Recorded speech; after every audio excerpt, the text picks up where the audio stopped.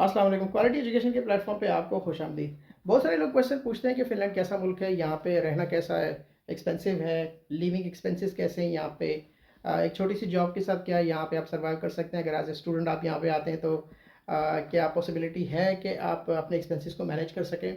यहाँ रिहाइश कैसी है, हाउसिंग हो गई, इंटरनेट, इलेक्ट्रिसिटी, इसके अलावा ट्रांसपोर्टेशन, हेल्थ केयर, एजुकेशन, ये सारी चीज़ें इनके बारे में आपके साथ मैं बात कर लेता हूँ डिटेल में। देखिए, सबसे पहले अगर हम बात करें हाउसिंग की, तो ये डिपेंड करता है कि आप कौन सी सिटी में रहते हैं। अगर आप हेलसिंकी में रहते हैं तो ऑब्वियसली वहाँ पे हाउसिंग थोड़ी एक्सपेंसिव है। और उसके मुकाबले में अगर आप पांता में रहते हैं या एस्पो या दूसरे सिटीज़ में रहते हैं, वहाँ पे लिविंग एक्सपेंसेस कम होते हैं, नहीं घरे को किराए जो ना कम होते हैं, या नॉर्मली जो रेंट होते हैं वो 700 से 1400 यूरो पर मंथ, 2 से 3 कमरों का जो अपार्टमेंट अगर आपको चाहिए होता है, घर चाहिए होता है, तो उसका जो रेंट इतना ही होता है। अगर स्टूडेंट अपार्टमेंट में रहते हैं तो वो 200 से 300 यूरो आपको पड़ जाता है। अगर बैचलर है तो ऑब्वियसली आप शेयर्ड अपार्टमेंट कर सकते हैं यहाँ पे, मतलब एक अपार्टमेंट जो कि 700-800 यूरो का होता है, उसमें 2-3 लोग जो है ना वो शेयर करके रह रहे होते हैं, तो डिपेंड करता है। लेकिन अगर आप फैमिली के साथ रह रहे हो, ऑब्वियसली जैसे मैं अगर अपनी सिचुएशन की बात करूँ तो हमें जो है ना वो तकरीबन 3 कमरे का घर तो जो है ना वो चाहिए।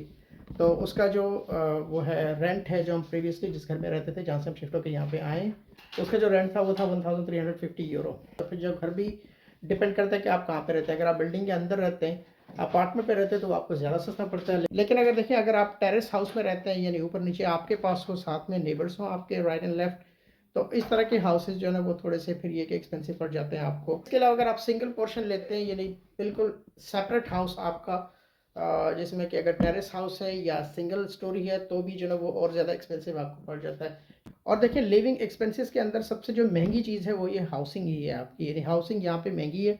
उसके अलावा बाकी चीज़ें जो है वो अफोर्डेबल हैं। बात अगर हम इलेक्ट्रिसिटी की करें तो इलेक्ट्रिसिटी इतनी एक्सपेंसिव नहीं है यहाँ पे, चूँकि ज़रा ये अपनी इलेक्ट्रिसिटी प्रोड्यूस करते हैं कार्बन न्यूट्रल और इस तरह से रीन्यूएबल एनर्जी पे जो है ये लोग काम करते हैं, ऑब्वियसली यहाँ पे तो एक्सपेंसिव नहीं है। अगर अपने बिल की बात करूँ तो हम 35 से लेकर 45 यूरो तक हमारा मंथली बिल आता है। इंटरनेट का इस्तेमाल जो है ना हम लोग इस तरह से नहीं करते। इंटरनेट जो है डिपेंड करता है कि आप वाईफाई यूज़ करते हैं, क्या यूज़ करते हैं। हम यहाँ पे जो है ना इंटरनेट पैकेज जो है ना सिम में यूज़ करते हैं। सिम हमने ली है जब हम यहाँ आए थे, तो उसी सिम में हम मंथली पैकेज करवाते हैं। जैसे 18 से 19 यूरो का, अभी मैंने रिसेंटली पूरे साल का पैकेज लिया था, that is 18 euro per month, यानी 18 यूरो मैं पे करता हूँ। उस 18 यूरो में जो है मैं मंथली कॉल भी हम करते हैं और इंटरनेट भी अनलिमिटेड हम यूज़ करते हैं, जो कि 100 MBPS की स्पीड है। इतनी ज़्यादा स्पीड नहीं है, लेकिन इस स्पीड हमारे लिए अच्छी है कि हम सब कुछ यूज़ कर सकते हैं इसमें। और उसी से फिर ये कि हम वाईफाई कनेक्ट करके जो है, अक्सर इन्होंने टीवी देखनी हो तो टीवी देखते हैं, लेकिन यहाँ बच्चे ज़्यादा टीवी देखते नहीं है, फिजिकल एक्टिविटीज़ ज़्यादा होती है, बच्चे के पास टाइम ही नहीं होता। गैजेट्स का तो इस्तेमाल हम बिल्कुल नहीं करते यहाँ पे। तो टीवी हमारे पास है पड़ी है, लेकिन हम इसका इस्तेमाल बिल्कुल नहीं करते। अच्छा, साथ साथ बच्चों का लंच का टाइम हो गया, मैं इनको ज़रा लंच भी करवा देता हूँ। राइस तो मैंने ऑलरेडी प्रिपेयर कर दिए थे, just I connected with electricity, पानी डाला, चावल डाले और ये चावल पक गए। ये फ़ायदा है राइस कुकर का। इसके अलावा लंच में इनके लिए फ़िश है आज। ये साल्मन फ़िश है, हम लोग यहाँ से प्रिज्मा से लेते हैं। 8-9 यूरो की अक्सर में पड़ती है, 500 ग्राम, और आप उसको इजीली यहाँ पे बेक कर सकते हैं। But that's very easy, 8-9 euro की ये मिलती है। 2 टाइम बच्चे आराम से जो है ये खा लेते हैं। इसको मैं रीहीट कर देता हूँ, 2 मिनट में रेडी हो जाएगी।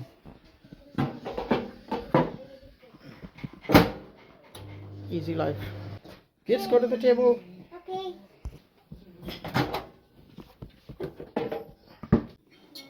No, you're not eating plain rice. You have here fish. There you What go. will happen if we only eat the rice? Plain rice. Yes. You don't need to eat plain rice. You have something to eat with rice. Okay, you guys can start. दोस्तों देखिए, अगर job की बात करें तो obviously job के लिए यहाँ पे आपको चाहिए क्वालिफिकेशन। यहाँ की फिनलैंड की क्वालिफिकेशन आपके पास होनी चाहिए। फिर उसके पास लैंग्वेज, और लैंग्वेज के बाद जाके फिर ये कि अगर आपके पास एक्सपीरियंस है या नहीं, ऐसे कोई फ़र्क नहीं पड़ता, but you need to have the Finnish qualification and Finnish language skill. अगर आपके पास ये 2 चीज़ें, तो ऑब्वियसली आपको यहाँ पे जॉब मिल सकती है। देखिए, एजुकेशन सिस्टम की अगर हम बात करें तो दुनिया का बेहतरीन एजुकेशन सिस्टम इनका कहलाता है, इसमें किसी शक की बात नहीं है, देयर इज़ नो डाउट। इनका करिकुलम कैसा है, ऑब्वियसली ये है कि दुनिया इनकी तारीफ़ करती है, तो I don't need to talk about it. Day care की फ़ीस आपको देनी पड़ती है। अगर आप हस्बैंड वाइफ दोनों जॉब करते हैं, बच्चा छोटा है आपका, डे केयर जाता है, तो उसकी कुछ फ़ीस होती है थोड़ी सी, वो ये कि आपको देनी पड़ती है। बाकी ये कि स्कूलिंग यहाँ पे सारी फ्री है। कॉलेज तक, यूनिवर्सिटी लेवल तक यहाँ पे एजुकेशन बच्चों की फ्री होती है, और बच्चे ये कि ईजिली एडजस्ट हो जाते हैं स्कूलों के अंदर। मेरे बच्चों के लिए भी शुरू में थोड़ा सा डिफ़िकल्ट था, बेटी के लिए वो तो 6 साल की थी जब वो वहाँ से आई थी, ऑलरेडी स्कूल में पढ़ रही थी। यहाँ स्कूल 7 साल की उम्र में स्टार्ट होता है। स्कूल वालों ने बड़ी मेहनत की है, now she is in grade 3। Students इनके लिए चैलेंजिंग होते हैं, लेकिन इनके पास चैलेंजेस से निपटने के लिए कोई ना आप कह सकते हैं कि स्ट्रैटेजी होती है, वो इन चीज़ों को कैसे हैंडल करते हैं। एजुकेशन सिस्टम के बारे में आप कोई डाउट नहीं कि आप कह सकते हैं कि दुनिया का बेहतरीन एजुकेशन सिस्टम इनका है। अच्छा, दूसरा एक चीज़ मैं भूल गया, वाटर एक्सपेंसेस भी यहाँ पे होते हैं, आपको 20 यूरो पर पर्सन पे करने पड़ते हैं। हम लोग जैसे 5 लोग हैं, तो अगर हम अपार्टमेंट रेंट करते हैं किसी जगह, तो हमें वाटर का बिल देना पड़ता है 20 यूरो पर पर्सन। अगर 5 है तो 120 यूरो बिल जो आपका आता है। लेकिन अगर आपका अपना घर है, ऑब्वियसली फिर वो ये है कि जो मेंटेनेंस फ़ी होती है उसके अंदर ये शामिल होता है। पार्किंग की फ़ीस पे, अगर आपके पास गाड़ी है तो आपको पार्किंग की फ़ी पे करनी पड़ती है 20 यूरो 25 यूरो की पार्किंग फ़ी होती है अगर गाड़ी है। तो अगर गाड़ी है तो ऑब्वियसली ये डोंट नीड। फिनलैंड में देखिए ट्रांसपोर्टेशन का बड़ा अच्छा सिस्टम है। यहाँ पे जो है वो HSL बस सर्विस है, जिसे कहते हैं हेलसिंकी रीजन ट्रांसपोर्ट, और ट्रांसपोर्टेशन बड़ी रीजनेबल है, एक्सपेंसिव नहीं है, आप इसे इजीली अफोर्ड कर सकते हैं। दूसरा है कि बस स्टॉप भी हर जगह पे होते हैं, हर 1 किलोमीटर के बाद जो ना बस स्टॉप यहाँ पे मौजूद होता है। तो अगर आप मिडिल में किसी जगह रहते हो, आपको दोनों साइड पे 500 मीटर के डिस्टेंस पे आपको बस स्टॉप मिलेगा। इसके अलावा जो मॉल्स होते हैं, सुपरमार्केट्स होती हैं, स्टोर्स होते हैं, या स्कूल कॉलेज यूनिवर्सिटीज़ हो गई, वर्क प्लेसेस हो गई, हॉस्पिटल्स हो गए, उनके सामने जो है बस स्टॉप मौजूद होते हैं। तो वहाँ पे जो ये कि ईज़िली आपको बसेस वहाँ पे मिल जाती हैं। बस आपको क्या करना पड़ता है, मंथली सीजनल टिकट आपको ख़रीदना पड़ता है। फ्रेंड्स होती हैं जहाँ पे आप जॉब करते हैं, वो आपको वैसे ट्रांसपोर्टेशन का अलाउंस देते हैं, यानी वो आपको पे करते हैं। जैसे हमें पे करते थे 50 यूरो पर मंथ, तो हम ये कि मंथली ले लेते थे। उस टाइम जब नए आए थे यहाँ पे, उस टाइम जो हम BC लेते थे, BC हमारा जोन था वांता का, तो वो 70 यूरो में पड़ता था ऐसे करके। तो हम जब वो ले लेते थे तो 50 वहाँ से कवर हो जाता था, 20 हम एडिशनल उसके अंदर डाल देते थे, तो हम 20 यूरो पे करते थे। तो BC जो हमारा जो टिकट था, वो पूरे महीने के लिए हम पे करते थे। और पूरे महीने यानी कि आप वांता के अराउंड आप जो ना वो बस पे बैठ के सुबह दिन में 4-5 बार जाए, बस आपने खाली क्या करना है, वो कार्ड जो है वो स्वाइप करना है।